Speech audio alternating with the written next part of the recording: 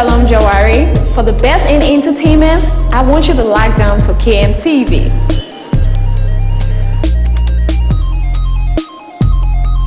Yes, lock down to KMTV.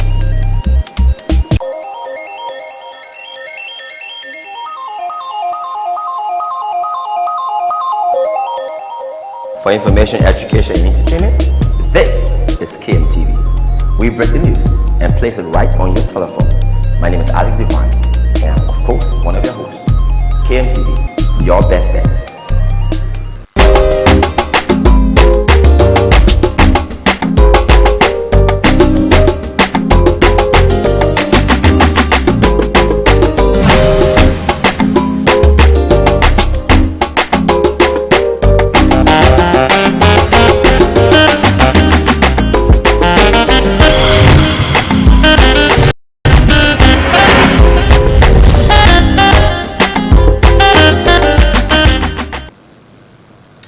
Well, let me use this time. Today is Friday. Let me say good morning, good afternoon, good evening, wherever you are joining us from Central Monrovia, Liberia. This is KMTV. My name is Emmanuel Davis. Many thanks for joining us as usual. KMTV, we are everywhere. Trust me, we are part of the global society. We go across the 7 continents.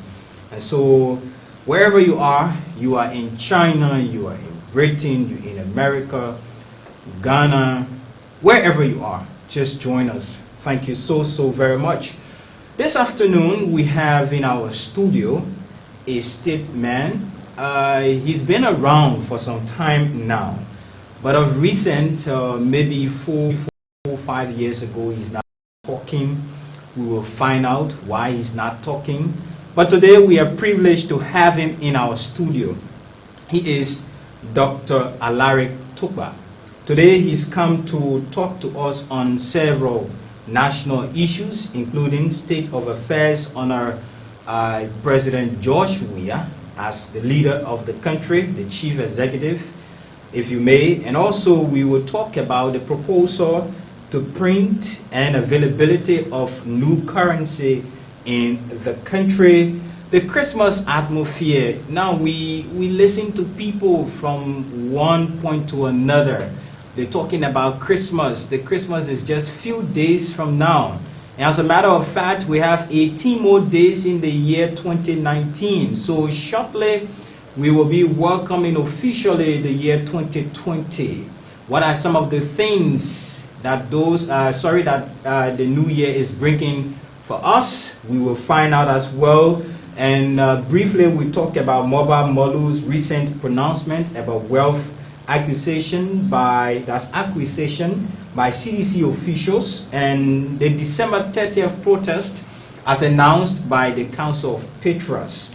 So we will talk about other issues as well. But let me now say good afternoon to Dr. Tokpa and welcome to our interview. This is our studio, so welcome. Thank you very much for inviting me. Okay. I'm profoundly honored. Okay. And deeply gratified to be here. I'm exceedingly humble to host you. First time in our studio? Indeed. Okay, welcome. It's such a great pleasure. Okay. So, meanwhile, I'm Professor Alaric Tokpa. Okay, Professor. I have a PhD candidacy. Okay. For some reasons, I don't want to go into.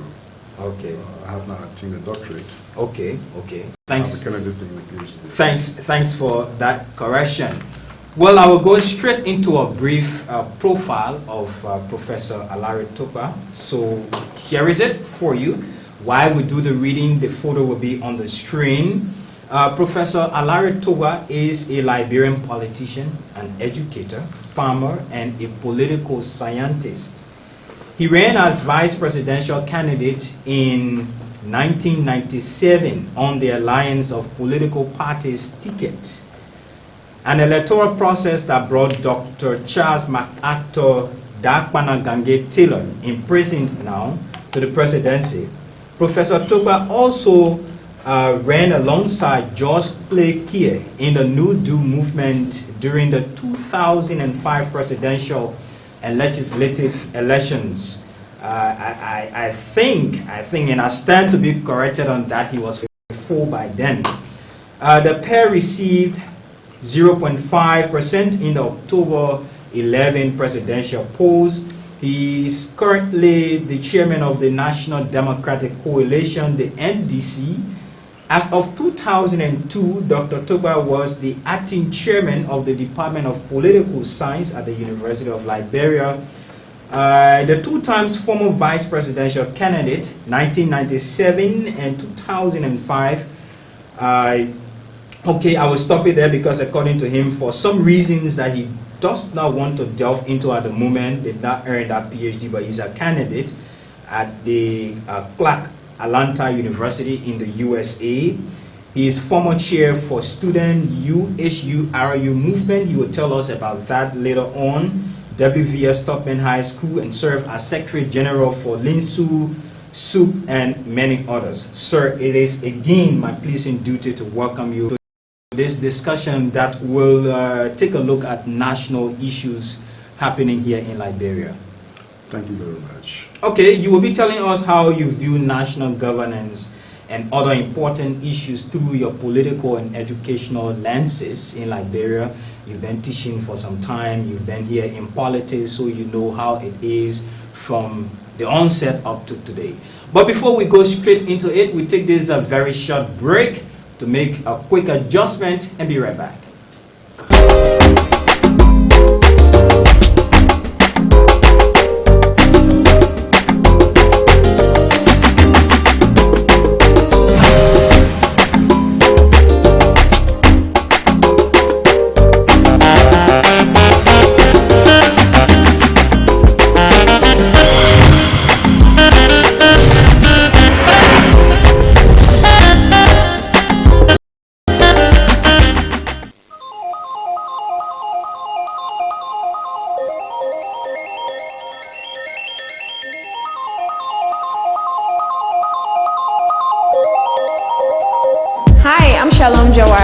For the best in entertainment, I want you to log down to KMTV.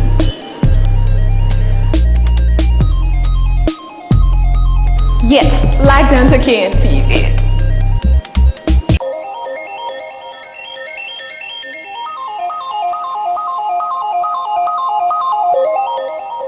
For information, education, and entertainment, this is KMTV. We break the news and place it right on your telephone. My name is Alaric, and I'm, of course, one of your hosts. KMTV, your best bets.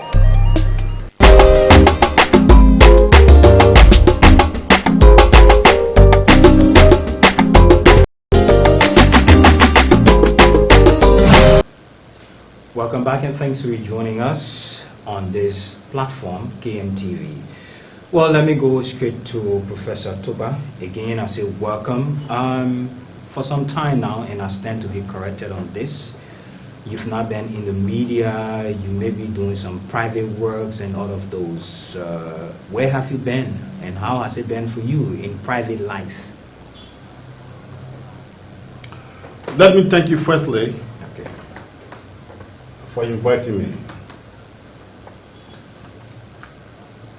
It is true that for some time, I have chosen not to be on national radio or television.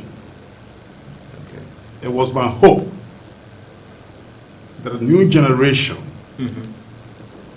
will continue the struggle which we participated in for the improvement in this country, so that at least the conditions of the vast majority of suffering and poor people who have been brutalized by war will be improved. I have come to the realization in recent times that the situation is too critical to abandon, that therefore I, Alaric Tokpa, leader of the Social Democrats in the Progressive Community, and somebody who has sufficient experience and vast knowledge base about the politics of this country, should not shy away from participating in the emerging debate. Okay. And I'm here, therefore, to elevate the debate.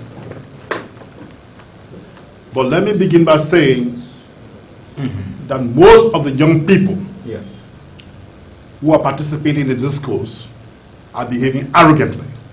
What does that mean? They should humble themselves so that we can discuss the issues of Liberia rather than taking sides in the debate and being fascinated by defending those sides, rightly or wrongly. But let me begin. It is a part of politics, Professor. It is a wrong way in which to pursue politics. Conviction carries one Because person to a side. it is a wrong conviction that you can carry into politics. Who interprets The that? reason is that too many human beings and innocent lives, hundreds and thousands of lives were lost in war in this country Of course, we all know. because of the wrong pursuit of politics. Okay. Politics is not about dishonesty. Politics is about honesty. Okay. Politics is about love for human beings. A correct pursuit of politics should put at the center stage the interests of people, interests of community above individual, interests of country above community, and more importantly, as we've been advised by history, by our great teachers in Africa, that the future generation must be the ones we take into consideration who make present-day decisions. Okay. If we ask ourselves the question that the decision we are taking is going to be in the interest of the future, if the answer is no, we have to abandon that decision. It seems to me the greatest problem we are facing is that in the late 20th century and in the early 21st century, Yeah. the same mistakes that were conducted by government, the same approaches that were taken by government, are the same approaches that we are working on. That is why we have the problems that we do have. That is the reason. In the face of some of you old gurus around. So let me draw back to say, number one, Okay. I want to congratulate all our children who have worked so hard and who are now graduated from the University of Liberia in this academic year. The action of state security forces who attacked our children and grandchildren on Wednesday.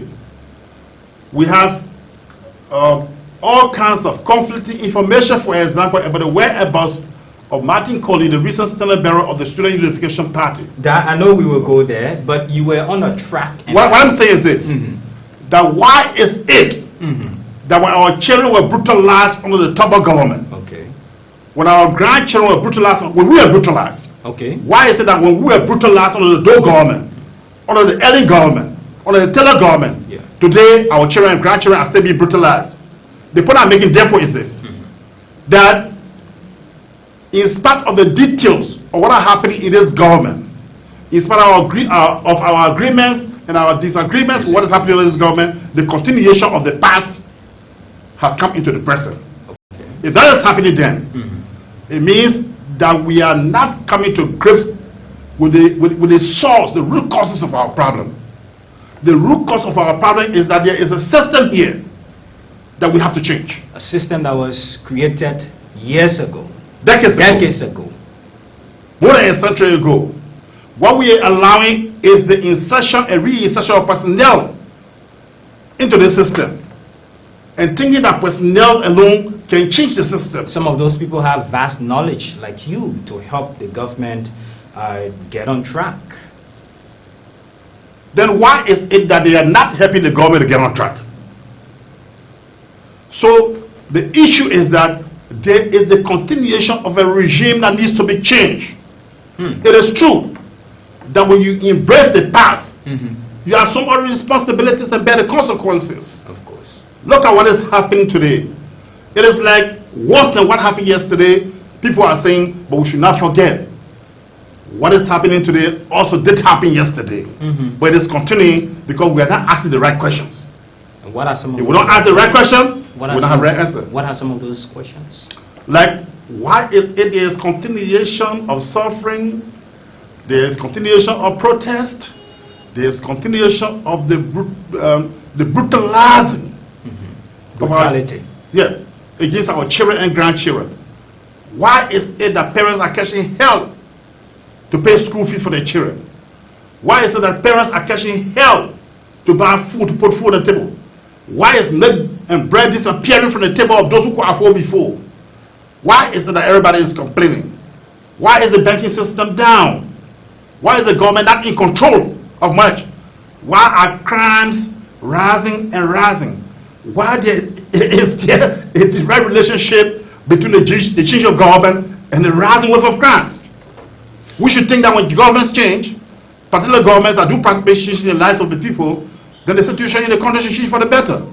But it's getting worse. Okay, I like that. Though we've not touched some of the issues are listed from the onset of this discussion.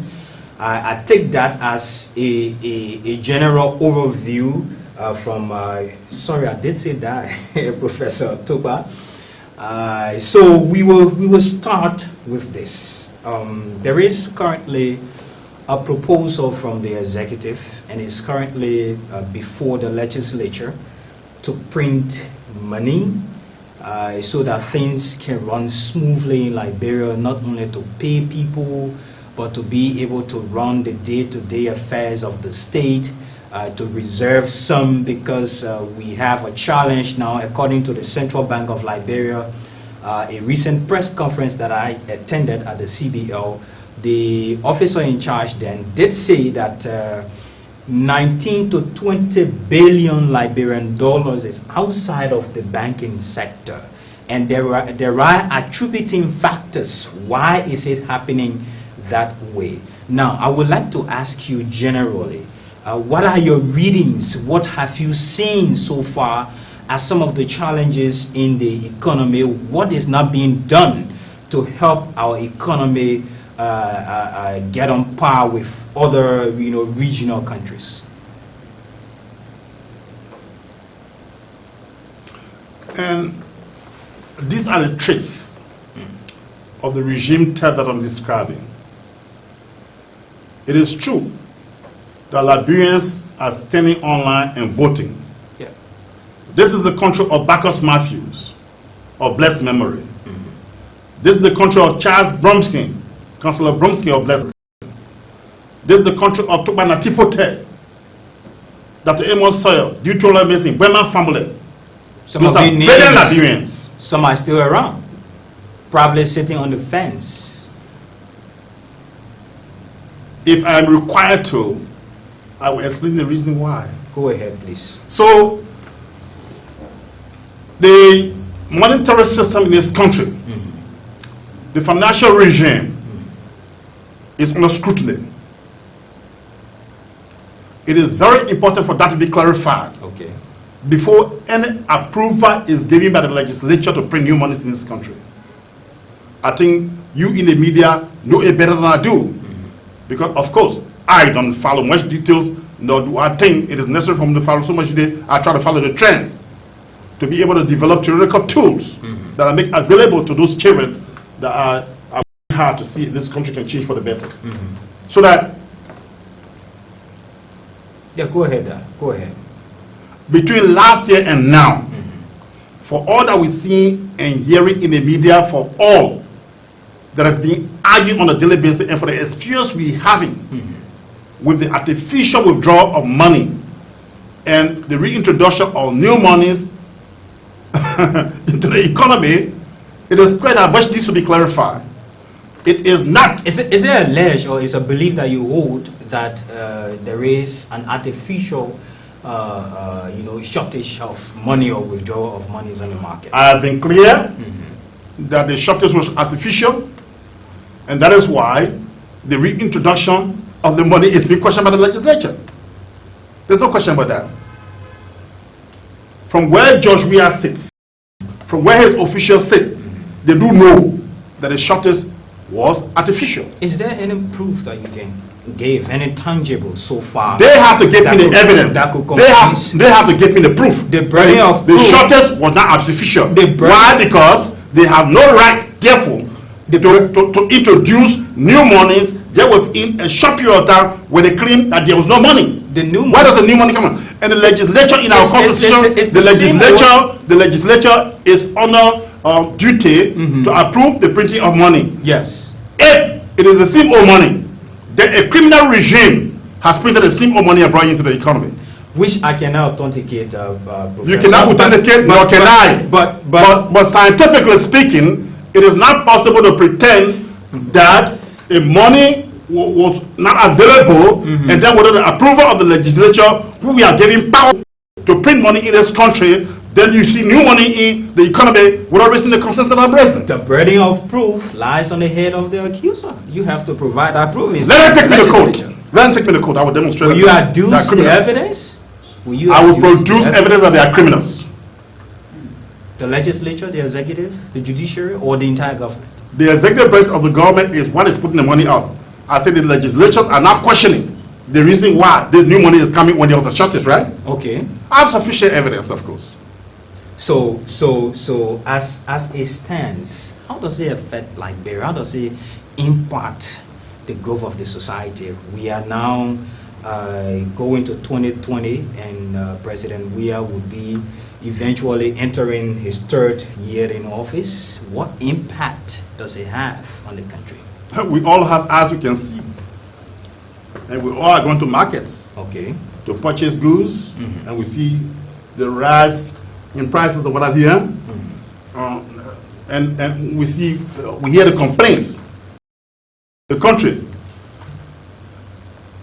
there's lots of confidence in the banking system. Why is that so? As you can see, if you carry your susu, if you mobilize savings, carry people's susu money to the bank and you go for it, and they still no money at the end of the year. If you want to pay your teachers, you go to the bank, they still no money. If you want to buy your goods to put into the market system, you go to the bank, they say there's no money. What will make you brave to carry money? So there will be withholding of monies from the bank. Okay. This is not good in the economy. Because there's lack of confidence in the bank. The printing of money, the introduction of money by government without proper authorization is not a good thing. What makes you think, say, even Liberia will be respected in the international community? What makes you think that we do not lose integrity by this? I don't think that the way we are proceeding is correct. When we raise these concerns, when I raise these concerns, it is with a view that government can improve performance. It is not just to condemn somebody's child who is head of government, or somebody, or people's children who are participating in government. I could care less. As you noted earlier, I have not been in the media for quite some time because I was not worried about being in the media. I was concerned about seeing improvement in my country. I informed officials of the government that I'm acquainted with. I was going to be in June 7 and mobilize my people with June 7 to raise concern for improvement in this country. As far as I'm concerned, we don't see such improvement, we see decline. My concern is let government seek ways to improve. Meanwhile, I just have to say that it's impossible for government to produce the kind of improvement we want in a system like this. And yes, the system needs impossibility. 4 years, President Weah. Okay, let me say it is difficult. It is hard, if not impossible. Okay. But so why is it that things are worse this year than they were last year?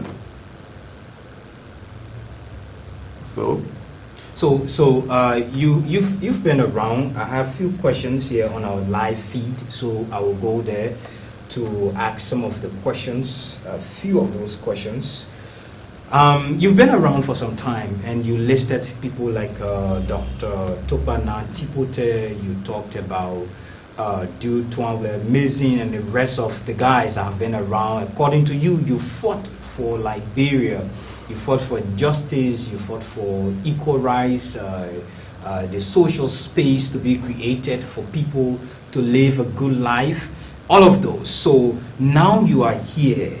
Will you be willing to join the government in proffering some necessary recommendations, sitting on the round table and telling President Weah, telling the cabinet that, look, these are things that we think if you use, these are tools we think if you use can help you move forward?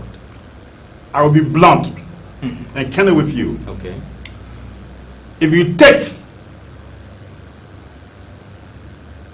3 glasses or 5 glasses or cups of boiling water and dump it in a barrel of boiling of cold water and dump it in a barrel of boiling water, a drum of boiling water, I've said if you take like 5 cups of ice cold water and dump them in a drop of boiling water, that water will never get cold. How many times have I said, therefore, that it is impossible for people with real serious progressive mentality that want to see the country move forward in the interest of poor people to enter a government like this and change it from within. It's not possible. Is that possible? No. Why are you sounding like a I have pessimist? lived in other countries. I've seen it. You sounding like a pessimist. I'm not a pessimist. I'm an optimist. I'm saying, I'm blunt. I said, this government is incorrigible. It will not change. This government will crack. It will break down from within and scatter. Your help is needed. Why is it that the government has ignored all the useful suggestions that have been put forward so far? It's a process. And why would you think, therefore, that the suggestion from an Alaric Tokpa will be accepted by them? Characteristically, this is a system that brutalizes poor people. This is a system that oppresses and exploits poor people. Remember, it's pro-poor. So how would you do your own pillow? Politicians in this particular government will be incapable of carrying their theory into practice. When I was invited to the last Congress of the Liberia National Students Union, I was clear that if we were to mean well for our people, the government needed to take the pro-poor theory into practice. Now, if you know the origin of the pro-poor theory, it was not something that originated like from the government initially. It was journalists who highlighted that phrase in the president's speech. It became attractive. It was adopted by the government, and we're all happy about that. But the same way they borrow battle cries that they don't understand, the same way in which they borrow slogans that they don't understand, they are borrowed theories that they don't understand. Those are educated people. But you are a journalist. Are you convinced that this government is operating on a proper theory, which is a universal theory that all of us know, that has been adopted uncritically by the government? Do you believe that this government is operating on a proper theory? So absolutely nothing has been done to impact. Oh yes, some things have been done. Some things have been done, but what needs to be done? As a matter of fact, when you raise expectation, you have to perform to expectation. Okay, when you raise expectation, perform to expectation, because the hope of the people, you can see all over, people saying President George Weah is loved, he's popular, he has the country at heart, so you have to do something to bring that into actuality. We will go to the next point quickly. I know you may have touched that on the surface. If you don't mind, before you do, you raised a very important point. Yes. President George Weah is loved. He likes the people like him. Yes. And that is a reality. But the people do not eat popularity. That's number one. Okay. Number two, popularity could be translated into tangibles. That's why he was elected. 4 years we have for him. Unfortunately, the disappointment has become a function of that expectation, as I've said continuously. Remember, he did say he took over a broken system. We know the system that he took over. He inherited the system, he embraced the system, and refused. Because he was elected president. He refused to review the system. He knows that system was problematic. Why is it that Mr. Mamamoru is saying today that something has to be done about the system that he inherited? Why is it taking 2 years to come to that realization? So I'm saying this. The people eat solid food. If you do not create an enabling condition under which they give that to their children, or their wives, or themselves, the popularity will decline. Lastly about this. Never ever imagine in Liberia here that the goodwill, good heart of a particular man called president is sufficient. What we see very clearly in history in Liberia, as can be attested to now by present day developments, is that many of the people who surround our leaders are there for their personal reasons. That is why they are very sycophantic. They are bootlickers. So they do that, surround an individual, like in the case of Joshua, uses popularity for the very wrong reason, position themselves in order to be able to loot the country. We will come to some of the solutions later on. But let me go to this. You talked about Mobile Molu. Recently, he held a press conference at the headquarters of the CDC, where he talked about wealth acquisition by CDC officials. He wants something to be done in that direction so that transparency can be part of the process. On the one hand, he is correct. Okay. On the other hand, his position is questionable. How? He did know about 2 years ago that things were going wrong. But he is one of the blind defenders and surrogates of Mr. Weah, that anything Weah does, rightly or wrongly, is just correct. So to come to the position today that ABC ought to be done under the Weah government is held suspect in the sense that this is the typical behavior of recycled politicians. They work with a government, mass work themselves, and when the government is falling down, they fail to improve their images in the eyes of the Liberian public, so that they can position themselves in the next government that is coming. In my view, firstly, I say with emphasis, for Molma Molu to have the courage to come out and say that at this particular time is welcome, but for that very reason, he impresses me as a very dull man. But it's never too late to do what is right. Because it's never too late to do that is right. why, since the human beings that were killed between the time that he was in denial and now, the psychological harm they caused, the emotional harm they caused the people of this country between that time now, the children that were brutalized in the high schools, in the universities between that time and now, the people have been destroyed, the market women that have been undermined by their very position between that time and now. Can he account for them? Let him assume responsibility to address the issues of our people who have been harmed by those wrong policies.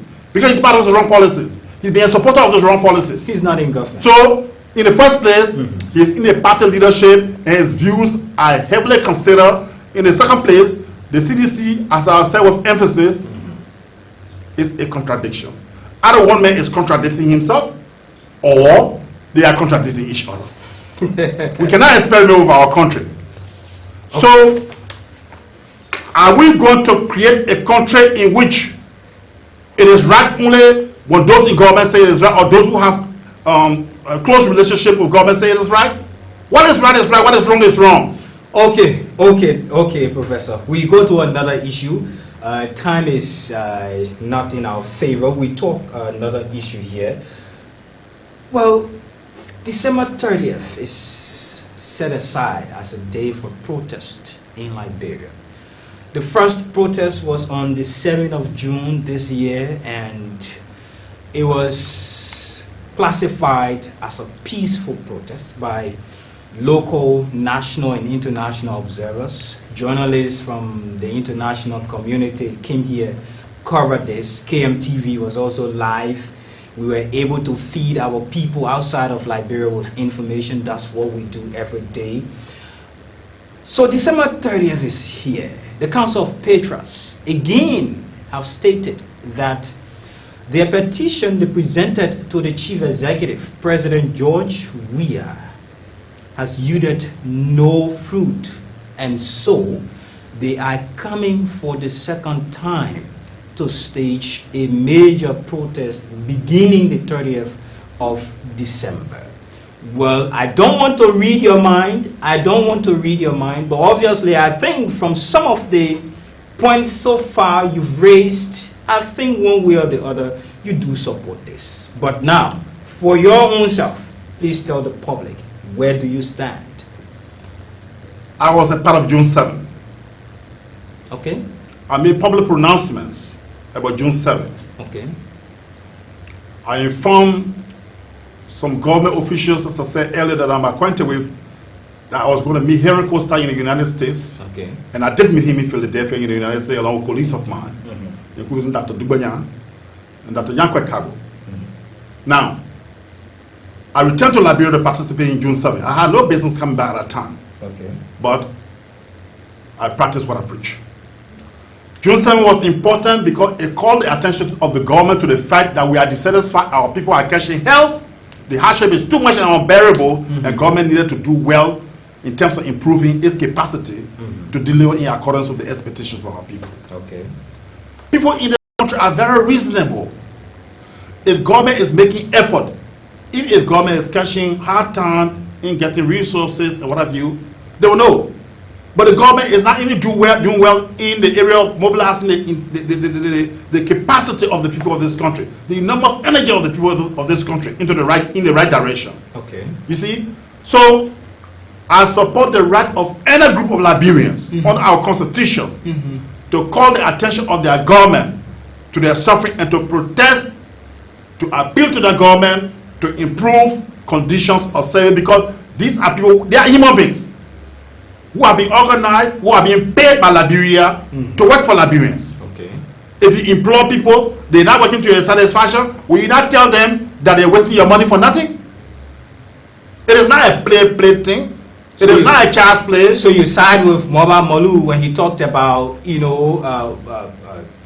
getting rid of some of the people who are not helping the system, like the old people. I'm finished with Moba Molu conversation. In the first place, he's supposed to be behind bars now for what he has done to the Liberian people. Why so? We cannot ignore that. Where is Justina Taylor? He's not in government. Where is Justina Taylor? Is he responsible for that, or you should be asking the Ministry his party of Justice? is in government, and he got sharp off like razor blade. He must keep quiet. Is it about Moba Molu or the government of Liberia? Because I keep telling you that Mr. Molu is not in government. He's the chairman. Yes, I agree. He's the chairman of the party that is currently in power, so he can recommend. Let there not even be the pretense that you have to be president to have power. If you can influence the presidency, you have power. So he has that power too. Let us close that debate. Let me ask you one question quickly from Darlington S. Collins. He says, what do you understand and know about the progressive struggle? I know he's taking us back, but I do know yes, that the progressives traditionally resolve to democratize Liberia, and so we fought the one-party state and made it possible today for people to be able to stand online and vote the leaders of their choice. Okay. Although the Election Commission, which is historically part of the problem of this country that brought war into our country because of the way they manipulate electoral processes, that was used as a pretext. Now you need to Liberia. I'm discussing Liberia at this stage. Go ahead, please. Remains problematic in the system. The fact of the matter is that we cross one stage. Yeah. Where I want us to take the debate is this. When people stand online and vote, in what way can we translate that energy and effort into improvement in the lives of the people that have the courage to stand in the rain and in the sun, to abandon everything and go and vote individuals who are ordinary human beings to power? The progressives have contributed. Even talking about December 30, we can ask our government to improve performance, but December 30 is a limited agenda. It is a limited agenda. Why? Even if we say we're saving a state by this, saving what state? The corrupt state? Is it not going to work? I cannot predict with absolute certainty what works and what doesn't work. We do not analyze politics like that. But you did, from the onset, I remember asking you a question and you answered by saying things will not work.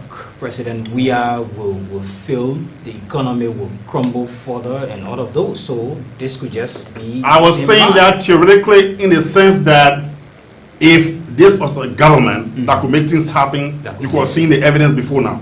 Now let me bring you to another question. We have a few minutes to go. I think roughly 20 minutes to go. You know, from the beginning of our discussion, you talked about the whole system, the progressives, how you fought for justice, you fought for all of the good things for people to be able to exercise their constitutional franchise, and in return, they should get the social benefits from those they elected, those they gave power to. Now, someone is saying that you, the same old people, the progressives, are the problems of today, because your actions years ago or decades ago today are still impacting or affecting the young people, because this is how you train the people in line with your quote-unquote selfish agenda. So today, you see young people going the way you see them go. So aren't you a part of that problem? The young people of today are largely a product of the progressives, of the dictatorship that appeared in the 80s, of the military bureaucratic state that emerged in the 90s and the early 21st century. Many of those cases today were not even born at a time we rose up and said that we did not want a one-party state. Many of them were not born or were just 5 years, 10 years of age when we fought the military dictatorship in this country here. Human beings are products of their environment. So they grew up seeing the survival of the fittest. They grew up seeing people using AK-47s like credit cards. The armed robbery that we have around today was not produced by the progressive community. Was it a wrong thing for the progressives of the country to stand up and say that the country did not belong to only 5%, it belonged to all? Was it wrong for the progressives to say we did not want a one-party state?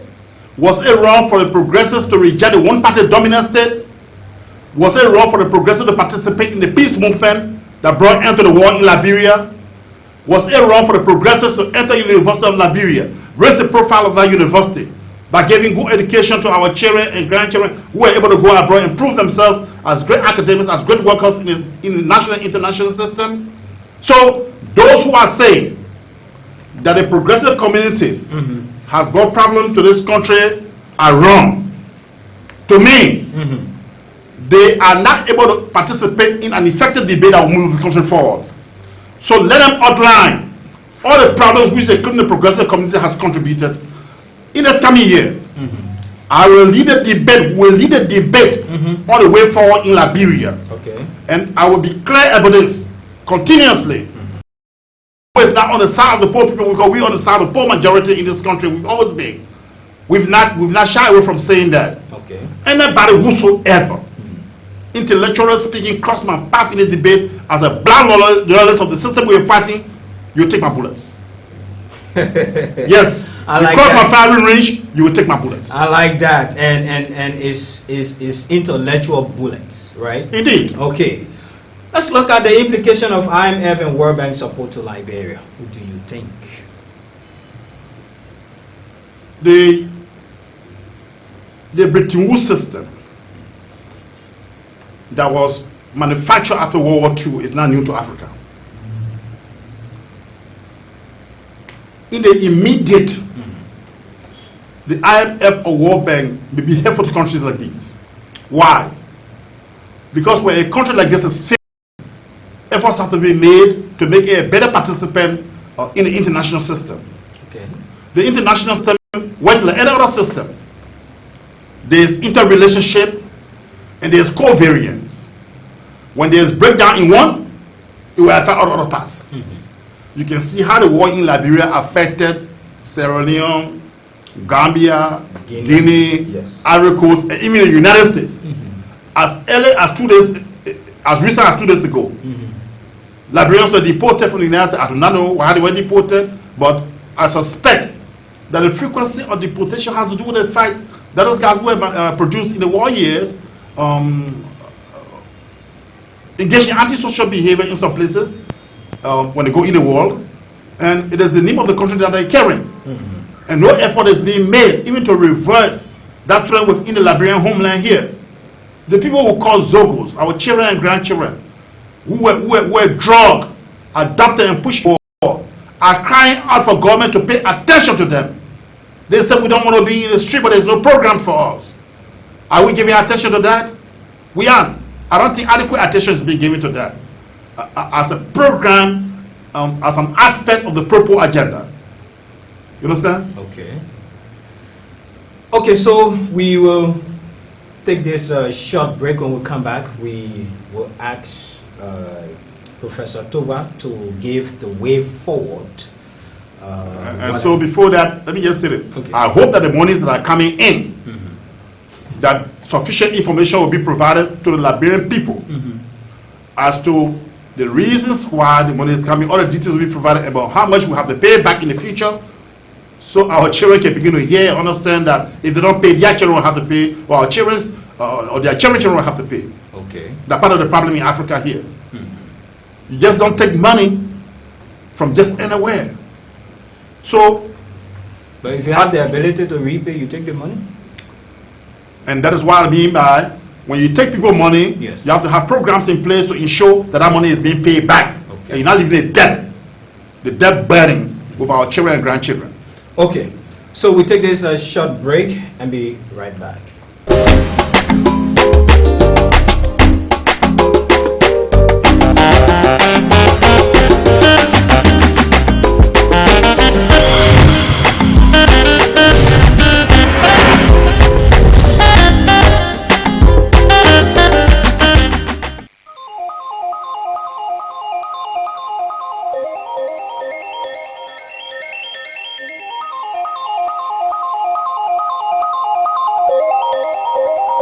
Hi, I'm Shalom Jawari. For the best in entertainment, I want you to like to KMTV.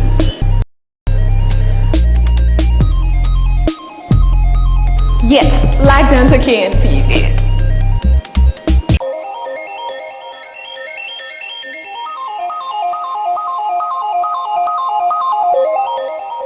For information, education, and entertainment, this is KMTV. We break the news and place it right on your telephone.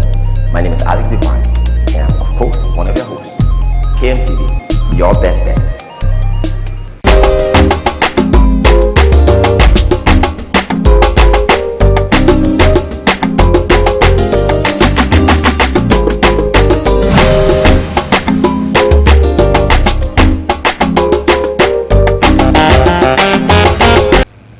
Welcome back to KMTV. This is a special interview with Professor Alaric Tokpa, two times vice presidential candidate here in the area, 1997 and 2005.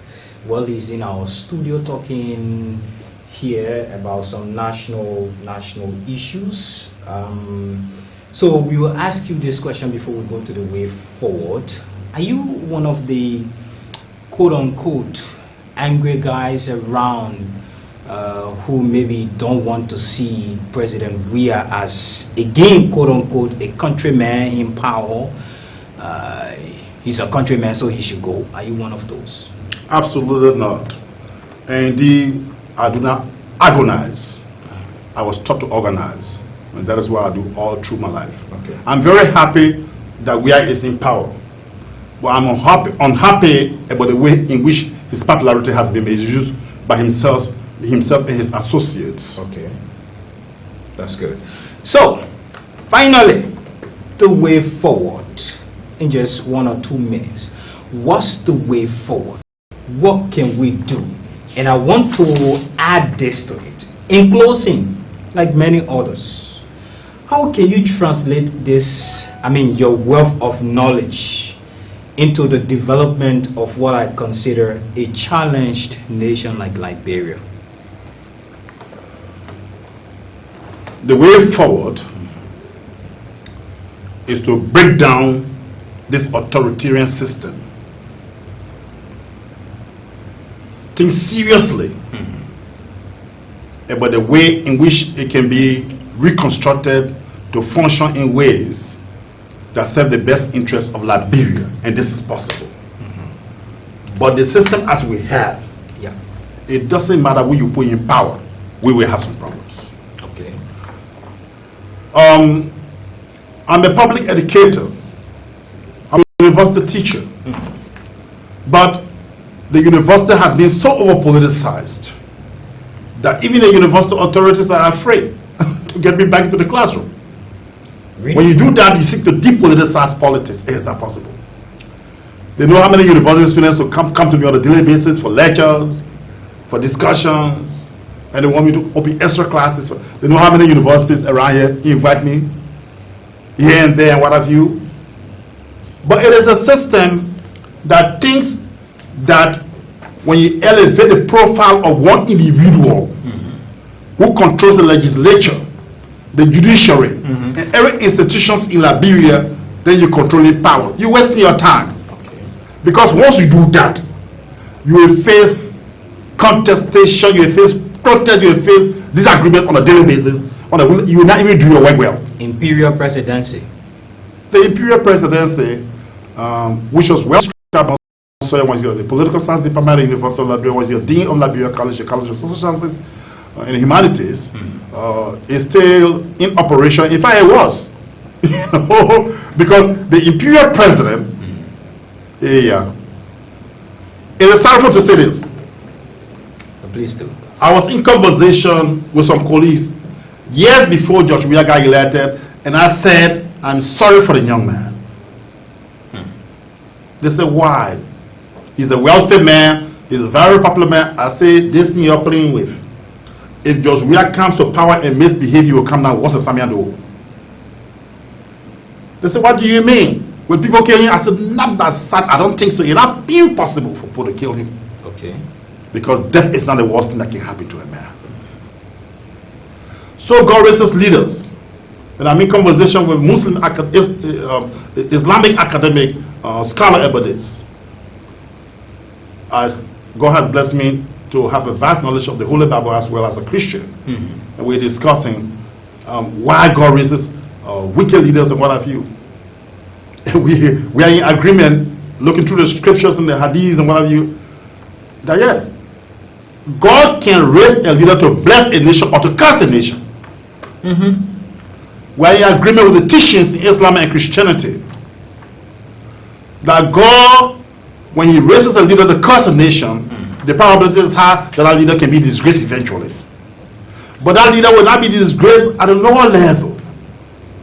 God will elevate that leader to the point where that leader will come to global attention, universal attention, say national attention, so that that disgrace can be a lesson that will be popularly received, so that history will remember. What are you driving at? As I said earlier, the masses do not eat popularity.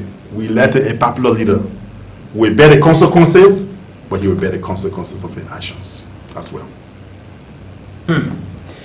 Thank you so much, Professor Alaric Tokpa, for joining us in studio. Anything you want to say aside from that? Let us work together, the stakeholders of this country, and look into the possibility of raising the debate above just disagreement with unpopular governments. Okay. Let us look in the direction of dismantling or breaking down this decadent system and rebuilding a system that will serve the Liberian interests, because Liberians deserve the best. The play is above we are. The play is above the blind loyalists in the CDC. All of us must come back and encourage our government to take the lead, to do some serious thinking. The problem is that the government does not have the political will to implement any serious agenda. That is why the saying which was popular with Bacchus Mafia is so applicable today. Bacchus Mafia of blessed memory. Lead, follow, or get out of the way. Period. Thank you so much for joining me in studio. The honor has been mine. And we hope to see you another time. I will be glad to receive your invitation. Thank you so much. What can President Weah do or achieve in the next 4 years? 2020 is just around the corner. Well, there is a platform on the internet. It's called African Arguments. African Arguments. There is a headline carried by this platform. It says, how is President Weah faring 2 years on? How is President Weah faring 2 years on? In his speech to the country, President Weah is quoted as saying, "It will be my task, my duty, and my honor to lead this nation from division to national unity and toward a future of hope and prosperity," he said. "Rest assured, I will not let you down." 2 years on, in my mind, Emmanuel Davis, in my mind, it is still early to assess whether President Weah will deliver on his promises, because we have 4 years to go. But yes, there are challenges that we're seeing today. Are we trying to find means to tackle those challenges? Is a great question to answer. Hope in Mr. We, as stated in one of my statements or speeches, remains high. Hope in Mr. Weah remains high. As his widespread change, he promises yet to start having tangible fruit. Many people saying this, the challenges are enormous, but they are not insurmountable. That I think. I am so optimistic. To have a great day. Thank you so much for joining us. The hope is still there. I am a Liberian. I do have a hope. You have a hope. But the season is just around the corner. The people can say, when your Christmas is supposed to be good, you can know from the eve. How does the eve look? When you go to the bank, do you get money? Have a great day. From all of us here at KMTV. Bye-bye.